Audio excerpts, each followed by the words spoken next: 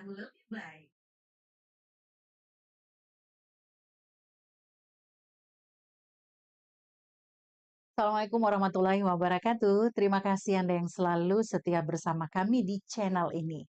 Hari ini kita kembali akan tentu saja menghadirkan sebuah podcast untuk Anda simak dan nantinya akan menghadirkan banyak informasi tentunya dari hasil perbincangan kita ini dengan tema untuk hari ini adalah pengembangan permukiman kumuh dan rumah layak huni. Nah, tentu saja untuk narasumber saya adalah Kepala Dinas Perumahan dan Kawasan Permukiman Kota Makassar. Ada Pak Dr. H. Mahyudin SSTP MAP. Assalamualaikum, selamat siang Pak Kadis. Waalaikumsalam warahmatullahi wabarakatuh. Selamat Iya, siang. hari Senin padat mungkin Pak, tapi meluangkan waktu Iya. ke podcast kita ini untuk bersama kita berbincang terkait dengan pengembangan permukiman kumuh dan rumah layak huni. Nah, penonton setia channel YouTube kami tentu saja kalau kita berbicara tentang pengembangan permukiman kumuh dan rumah layak huni. Nah, kita terlebih dahulu mengapresiasi nih Pak untuk Disperkim karena juga komitmen ya untuk Disperkim ini mengurangi wilayah kawasan permukiman kumuh dan semoga saja untuk Makassar Zero kawasan permukiman kumuh ini juga nanti pelan-pelan bisa tercapai begitu Pak ya. Oke, ketika kita berbicara tentang itu tentu saja permasalahan utama untuk perumahan dan kawasan permukiman di Makassar kalau kita tahu adalah meliputi tentu adalah kekumuhan dan kepadatan penduduk yang tinggi, Pak. Oke, seperti apa kemudian yang boleh disampaikan berkaitan dengan kondisi Kota Makassar terkait hal tersebut sampai hari ini, Pak? Ya, terima kasih. Selamat pagi para pendengar. Assalamualaikum warahmatullahi wabarakatuh. Waalaikumsalam Ya, terkait warahmatullahi dengan kondisi wilayah kumuh yang ada di Kota Makassar, itu untuk wilayah Kota Makassar itu berdasarkan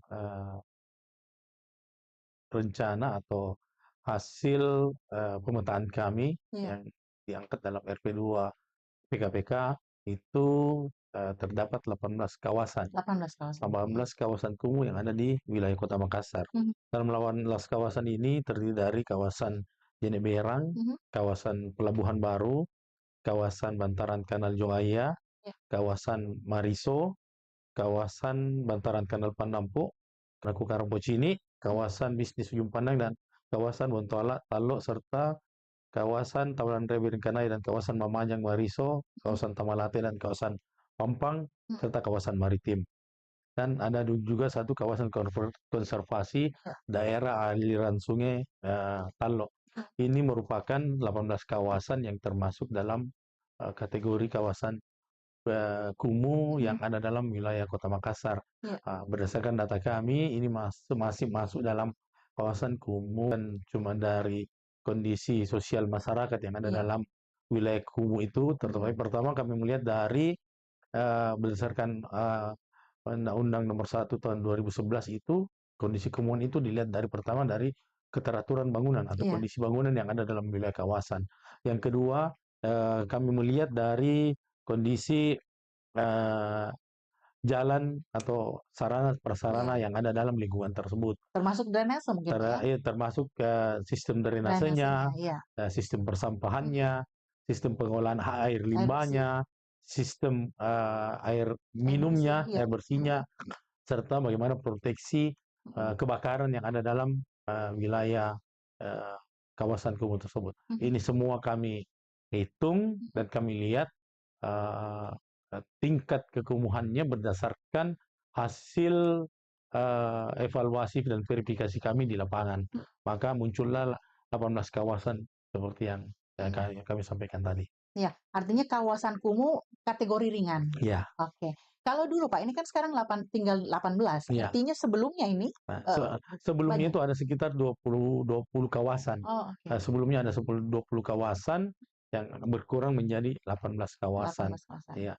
Tentunya kalau melihat dengan kondisi kekumuhan yang ada di dalam wilayah Kota Makassar, kami menghitung berdasarkan 7 indikator tadi yang kami sebutkan. Dari ketujuh indikator ini inilah yang menentukan bahwa kawasan tersebut masuk dalam kategori kawasan kumuh ringan, kumuh sedang, dan kumuh berat.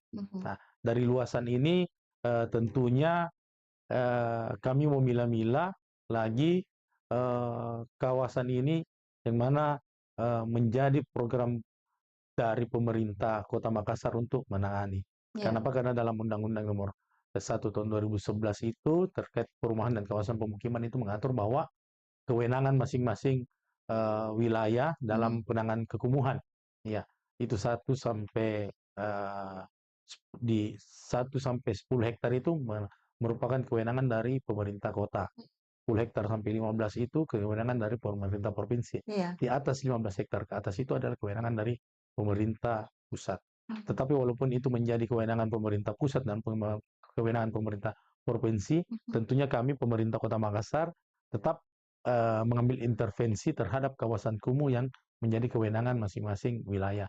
Sehingga wilayah kekumuhan yang ada dalam wilayah Kota Makassar ini bisa beransur-ansur itu tertangani dengan baik. Ya, memang kalau kita melihat, nah ini kawasan kumuh di Kota Makassar ini, kalau orang melihat itu dimiliki oleh masyarakat lahan di kawasan tersebut. Nah, tentunya Contohnya Pak, contohnya, gimana itu? jadi kami membagi ada namanya kawasan slum area, Iya. itu adalah kawasan kumuh yang resmi.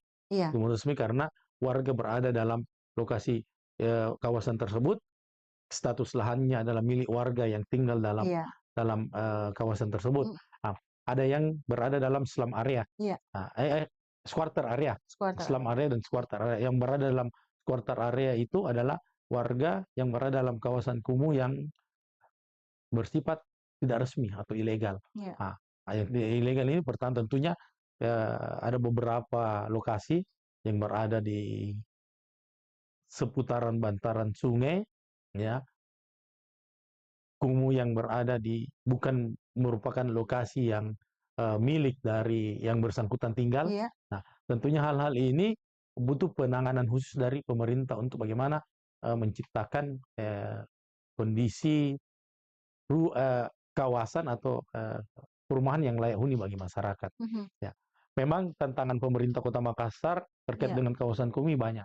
Karena Kota Makassar adalah daerah kota yang mana warga atau masyarakat dari berbagai wilayah masuk di wilayah Kota Makassar untuk mencari kerja. Iya. Tentunya kebutuhan terkait dengan perumahan itu sangat tinggi.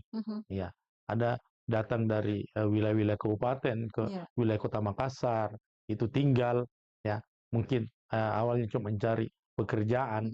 Nah, tetapi tentunya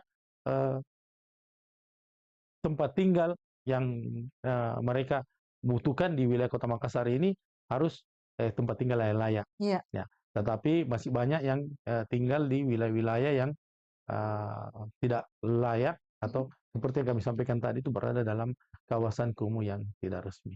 Seperti Iya. itu. Nah, kawasan kumuh yang tidak resmi seperti apa nanti penanganannya Pak? Ya, Apakah juga ditangani oleh pemerintah kota? Ya, tentunya di tahun 2026 nanti kami akan melakukan pendataan terkait dengan kawasan kumuh yang berada di tidak resmi Tidak atau resmi, betul. squatter area. Ini tentunya ada beberapa hal yang bisa Iya. kami sarankan. Nah, mungkin bisa direlokasi ke kawasan yang lebih baik Iya. atau pemukiman yang lebih layak. Tentunya penyediaan rumah yang layak huni bagi masyarakat, ya, atau penyediaan rumah susun. Kemudian bisa mengevakuasi nantinya Pak? Tentunya kami dari pemerintah kota memiliki keterbatasan Iya. terkait dengan bagaimana menangani warga yang ada di kawasan kumuh tidak resmi. Ya, karena yang berada dalam kawasan kumuh tidak resmi, tentunya kami harus menyiapkan lokasi Iya. atau tempat di mana mereka bisa tinggal secara resmi. Betul. Ya, lahan yang ditinggali juga lahan yang resmi, tetapi lahan yang ditempati juga lahan yang layak untuk mereka tempati. Tentunya ini menjadi pekerjaan kami dan harus harus kita benahi secara bersama. Ya. Termasuk rusunawa mungkin Pak ya? Ya, Bisa solusinya memang salah satunya adalah rusunawa. rusunawa. Karena di Kota Makassar ini untuk membangun dalam konsep lahan yang ada di Kota Makassar yang sangat terbatas, Ya. ya, lahan yang sangat terbatas. Tentunya jalan keluar untuk lahan yang sangat terbatas ini adalah membangun ke atas. Iya, Dalam bentuk membangun ke atas ini salah satunya mempersiapkan rumah susun rumah yang susun. layak bagi masyarakat. Mhm. Pak Kadis, kalau kita lihat tadi permasalahan kawasan permukiman, kumuh ini kan yang, menjadi penyebabnya yang seperti yang disampaikan tadi ada beberapa indikasi di antaranya juga, drainase yang tidak kemudian, selayaknya, kemudian bagaimana penanganan air bersih juga, bagaimana kemudian penataan, apa namanya, sampah ini yang masih belum tepat begitu, Pak, ya. Apa yang sudah dilakukan, Pak, sampai hari ini untuk, daerah-daerah ataupun kawasan yang memang ini terlihat seperti itu kondisinya. Ya, yang sudah kami lakukan di tahun 2023 kemarin, Mhm. 2023-2024, kami melakukan pembenahan kawasan kumuh yang berada di bantaran Kanal Jongaya Iya, atau dalam hal ini di Kelurahan Bontoranu. mhm, Di situ kami kumuh iya, sekarang menjadi kawasan yang beraktivitas dalam kawasan itu. Alhamdulillah mhm, itu sekarang sudah bisa mereka diakses melalui kami hal terintegrasi seluruh stakeholder yang terkait dalam eh, memenuhi 7 indikator ini. Kami menggandeng juga beberapa eh, pihak-pihak yang terkait untuk eh, bagaimana memperbaiki rumah yang dulunya tidak layak huni menjadi layak huni. Dalam hal ini Basnas Kota Makassar iya, dan beberapa perusahaan-perusahaan yang menyalurkan CSR-nya itu.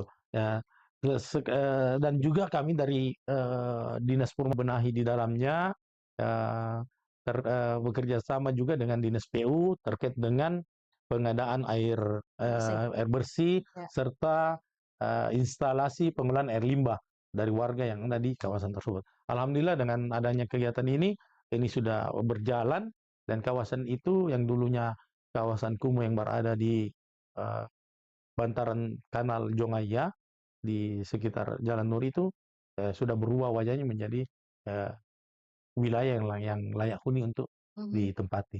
Iya, tentu Pak Kadis, selain pemerintah mengajak masyarakat juga Pak ya, Ya, ini harus ikut serta dalam hal ini, instansi terkait juga harus ikut serta.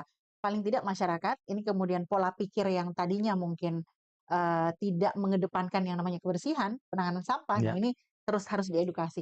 Apa yang sudah dilakukan sampai hari ini Pak? Sudah berhasilkah kemudian mengubah pola pikir masyarakat ini? Karena ini yang paling mendasar juga. ya. Meskipun sudah bagus, tapi kalau pola pikirnya masih belum diubah, masih tetap buang sampah sembarangan, masalah kebersihan tidak kemudian, dinomorsatukan. Nah, ini kan sama saja, Pak. Ya. Mhm, Ya, perubahan pola pikir masyarakat itu hal yang pertama dalam iya, pengentasan kawasan kumuh. iya, Kenapa? Karena walaupun kami dari pihak pemerintah sudah membangun kawasan kumuh tersebut, tetapi kalau pola pikir masyarakat masih menggunakan pola pikir bahwa eh, seperti yang awalnya sebelum kawasan itu dibenahi iya, oleh pemerintah, nah, tentunya ini akan kembali kumuh, iya, ya. Karena kawasan kumuh itu ya yang menjadi eh, tempat masyarakat tinggal, walaupun kami sampaikan tadi sudah dibenahi oleh pemerintah, iya, kembali lagi pola pikir masyarakat, baik itu dari pola pikir bagaimana membuang sampah, iya, pola pikir bagaimana menjaga lingkungan, bagaimana menjaga proyek pemerintah yang sudah dibangun di wilayah tersebut, ya, drainase dijaga, mhm, tidak membuang sampah pada drainase, tidak membuang bahan-bahan bangunan dalam drainase. Tentunya ini kalau ini dijaga, pola pikir masyarakat ini dijaga ya, ini kawasan kumuh yang sudah dibenahi akan tetap terjaga. iya, Dan ini bukan cuma peran serta dari kami dari Dinas iya, Perumahan, tetapi ya, seluruh masyarakat, seluruh stakeholder yang terkait dari seluruh instansi yang terkait ya harus bergerak ya karena mau mengubah pola pikir masyarakat itu bukan hal yang mudah. iya, Bukan hal yang mudah. mhm. Ya.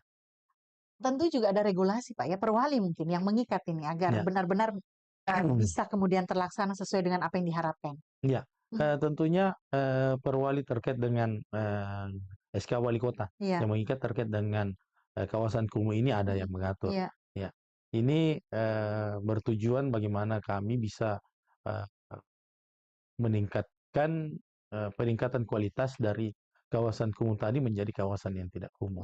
Ya, Tentunya ke depan ini dengan program pemerintah Kota Makassar, kami akan mengubah pola penanganan kawasan kumuh ini bukan cuma dari segi infrastruktur dan sarana serta prasarana Iya, yang ada dalam lingkungan kawasan kumuh, tetapi tentunya dari pola pikir masyarakat, terus tingkat kesejahteraan masyarakat, pola hidup masyarakat ini juga harus harus kita benahi bersama. iya, Nah, seperti ke depan nanti dalam pola penanganan kawasan kumuh itu kami harapkan di tiap kawasan kumuh itu juga ada usaha masyarakat untuk mengembangkan urban farming, iya, yang mana urban farming ini menjadi salah satu eh, proses untuk meningkatkan ketahanan pangan warga yang ada dalam kawasan kumuh. kawasan tertentu. Otomatis kalau dalam kawasan kumuh mereka sudah bisa Mandiri. mandiri pangannya, ya tentunya kawasan jadi lebih baik.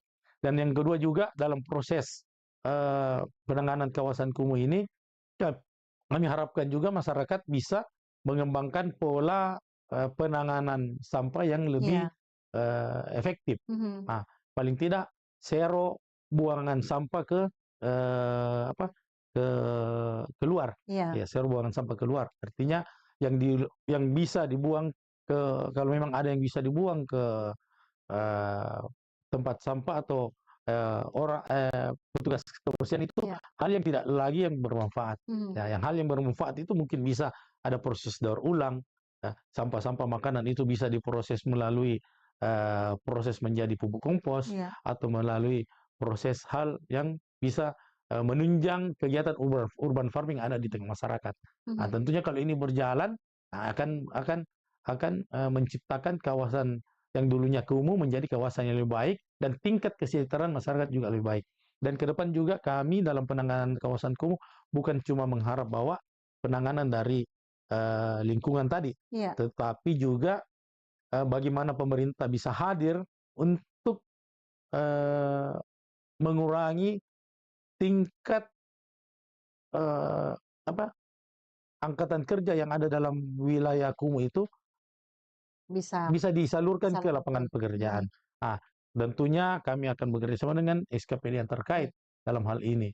Ah, karena dalam setiap kami memverifikasi lokasi kawasan kumuh, ya, kondisi sosial masyarakat itu tetap kami verifikasi, Iya. kami lihat.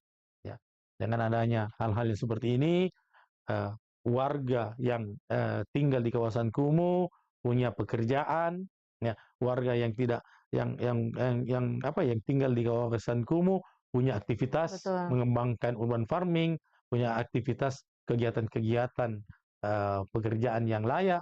Nah, tentunya kawasan kumuh itu Iya, akan otomatis akan otomatis berubah. akan berubah. Betul. Apalagi setelah dibenahi, Mhm. mereka akan lebih paham, Mhm. ya, terkait Bagaimana, kondisi ini harus dibenahi kondisi begitu, Pak, ya? iya. Oke, Pak Kadis, dengan rumah layak huni, Pak, ke depannya kira-kira seperti apa dari Disperki?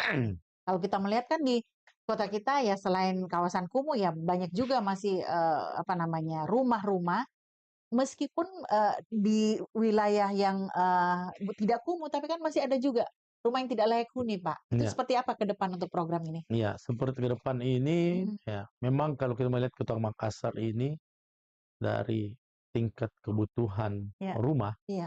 itu masih sangat tinggi. Mhm. Ya, tingkat kebutuhan rumah bagi warga Kota Makassar itu masih berada di kisaran warga yang tidak memiliki rumah itu masih ada di kisaran 91,91968, Iya. ya, unit yang masih dibutuhkan oleh Mhm. warga Kota Makassar. Nah, dari kekurangan ini, warga yang berada di yang masih menempati rumah yang tidak layak huni itu Iya. berada di kisaran sekitar 21.135 unit. Iya. Dari 21.135 ini tentunya menjadi tugas kita bersama, Iya. ya, bagaimana masyarakat itu bisa hidup di dalam rumah yang layak huni. Nah, modelnya adalah, ya, tahun ini dengan segala keterbatasan dari pemerintah, tahun ini kami akan berusaha membenahi itu ada di kisaran 20, baru 20 unit, ya, 20 unit. 20 unit. Iya. Nah, tetapi alhamdulillah kemarin setelah di hari Jumat kemarin, Iya. Menteri Perumahan dan Kawasan Pemukiman mendatangi salah satu kawasan kumuh di wilayah Kota Makassar, yang itu di kawasan Pampang. Iya. Alhamdulillah, salah satu developer ternama Iya. itu menyumbangkan CSR-nya untuk membenahi 32 rumah unit yang ada dalam kawasan tersebut. Yang mana dalam kawasan tersebut di Pampang itu ada sekitar 231 rumah yang tidak layak huni. Alhamdulillah ada ada bantuan sekitar 32 rumah yang Iya. akan dibenahi. Tentunya pembenahan ini melihat bagaimana kondisi rumah yang tidak layak huni menjadi rumah yang layak huni. Baik itu dari segi pencahayaannya, Iya, betul. baik segi dari sirkulasi udaranya, baik dari segi keteraturan rumahnya, baik segi dari sarana kamar mandinya yang ada dalam rumah tersebut. Ya. Ya, kita berharap Pak ya bahwa nanti juga sedikit-sedikit ini akan terpenuhi dengan jumlah yang masih begitu banyak tadi Pak ya. Iya, jumlahnya Iya, masih banyak. masih Jadi banyak. upaya kami ini sekarang bukan cuma mengharapkan dari pemerintah Iya. kota, cuma pemerintah provinsi dan pemerintah pusat. Kami juga menggalakkan dari teman-teman para developer, Iya. ya, untuk membantu, membantu bagaimana rumah yang tidak layak huni ini menjadi rumah yang layak huni bagi masyarakat. Ya, kami Iya. mengharapkan CSR dari teman-teman. Iya. Ya. Ini untuk membantu saudara-saudara kita yang memang tidak memiliki rumah dan Iya. ya punya rumah juga tapi tidak layak huni. Pak Kadis, kalau kemudian kita melihat untuk visi mulia Pak, ini ada Makassar unggul, inklusif, aman dan berkelanjutan. Pak Kadis sendiri memandang seperti apa nih Pak? Terutama juga berkaitan dengan bagaimana pengembangan pemukiman kumuh ini dan rumah layak huni. Iya, kami memaknai bahwa Makassar unggul, aman, inklusif, dan berkelanjutan itu bahwa dengan adanya visi ini tentunya diharapkan kawasan-kawasan kumuh ini menjadi kawasan yang lebih baik. Ya, karena pola pikir seseorang itu dibangun dari pola pikir kawasan tersebut. Kalau kawasannya tertata dengan baik, tentu pola pikir masyarakat juga itu akan berkembang dengan baik. Ya, karena dengan kondisi kawasan yang tertata dengan baik, insya Allah pasti aman itu akan ada dalam berkelanjutan, ada dalam kawasan. Dengan adanya rasa aman, ya tentunya tidak terjadi hal-hal yang tidak diinginkan. Ada kesetaraan di dalamnya, proses inklusivitas itu terjadi di dalamnya, dan ini otomatis akan berkelanjutan untuk kebaikan Kota Makassar. Iya, ini juga sekaligus untuk saudara-saudara kita yang memang masih membutuhkan bantuan Pak ya, kawasan permukiman kumuh, ini pasti akan dibenahi, rumah layak huni juga akan diupayakan tentu untuk diberikan ke mereka yang membutuhkan. Serapan anggaran Pak di Disperkim sampai triwulan ketiga serapan kami di triwulan ketiga ini masih berada dalam posisi sekitar 30%, ya itu masih posisi yang rendah. Tetapi sementara kegiatan berjalan, salah satunya adalah pembenahan kawasan kumuh yang di bawah 10 hektar itu. Ada beberapa jalan lingkungan yang akan kami benahi di tahun 2025 ini. Salah satunya yang ada yang berada di kawasan Pampang dan ada yang berada di kawasan Bontoranu, kecamatan, ada yang berada di Kecamatan Mariso, ada juga yang berada di sekitar kawasan Tamalan Rea. Ya, dan beberapa juga kawasan-kawasan yang berada dalam perumahan yang menjadi kewenangan kami untuk membenahi kawasan tersebut. Oke, ada yang mau disampaikan Pak ke penonton? Silakan. Dari Disperkim. Ya, kami dari Dinas Perumahan dan Kawasan Pemukiman Kota Makassar menghimbau kepada masyarakat, pertama terkait dengan bagaimana menciptakan kawasan yang baik. Tentunya peran serta dan kontribusi dari masyarakat ini sangat dibutuhkan. Tanpa peran serta masyarakat, kawasan itu tidak akan terbentuk dengan baik. Mari kita sama-sama kita jaga lingkungan kita jaga kawasan Apabila kawasan belum baik, mari sama-sama kita benahi. Apabila kawasan sudah baik, mari sama-sama kita jaga. Nah, karena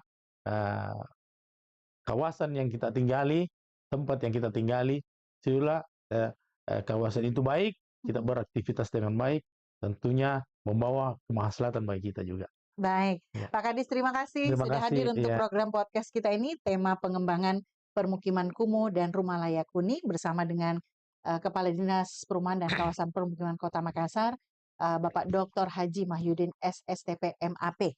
Terima kasih juga Anda yang sudah menyaksikan program podcast kami untuk hari ini. Kita jumpa lagi pada podcast berikutnya. Saya Ida Fahri mohon diri. Wassalamualaikum warahmatullahi wabarakatuh. Waalaikumsalam warahmatullahi wabarakatuh.